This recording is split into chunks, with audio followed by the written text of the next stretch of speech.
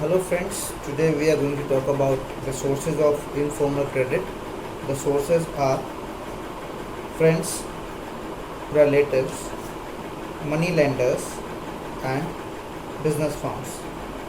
So ये चारों sources 1, 2, 3, 4 हमारे पास मुख्य तौर पे होते हैं फॉर इनफॉर्मल क्रेडिट एंड उसके बाद जो हमारे पास आता है that is disadvantages of informal sector and disadvantages of informal sector में हम मान सकते हैं जो हमारे पास आएगा वो आएगा सबसे पहले they are easy to get but they are a डेब्ट ट्रैप, यानी कि इनको पाना तो बहुत ईजी है बट ये एक डेब्ट ट्रैप है।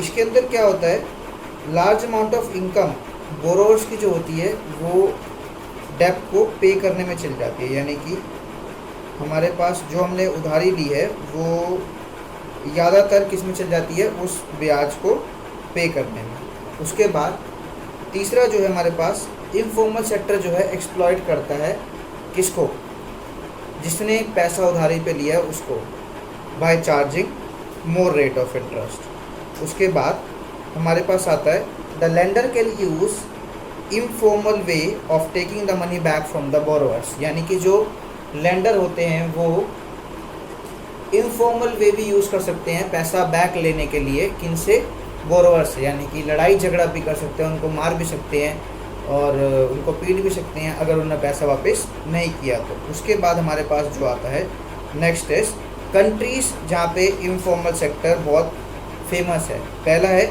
India, in India informal sector is very famous. उसके बाद बांग्लादेश आता है हमारे पास, उसके बाद पाकिस्तान आता है, उसके बाद नेपाल आता है, फिर इजिप्ट आता है और फिर थाईलैंड आता है। तो यहाँ पे अगर आप देखेंगे तो आपको इनफॉर्मल क्रेडिट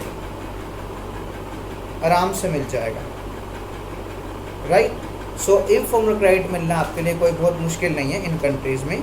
जहाँ पे इंडिया में तो आपने आमतौर पे देखा ही होगा, साहूकार जो होते हैं वो फार्मर्स को कई बारी ब्याज पे, हाई ब्याज पे पैसा दे देते हैं और उनके बाद उनकी फसल सारी ले लेते हैं। So same happens in Bangladesh and Pakistan, Nepal also, because these are our neighbouring countries. और इजिप्ट एंड थाईलैंड में भी ये देखा गया है कि इनफॉर्मल सेक्टर जो है बहुत मुख्य तौर पे प्रिविलेज है, यानी कि कह सकते हैं कि बहुत ज़्यादा फ्लरिश है। And thanks for watching.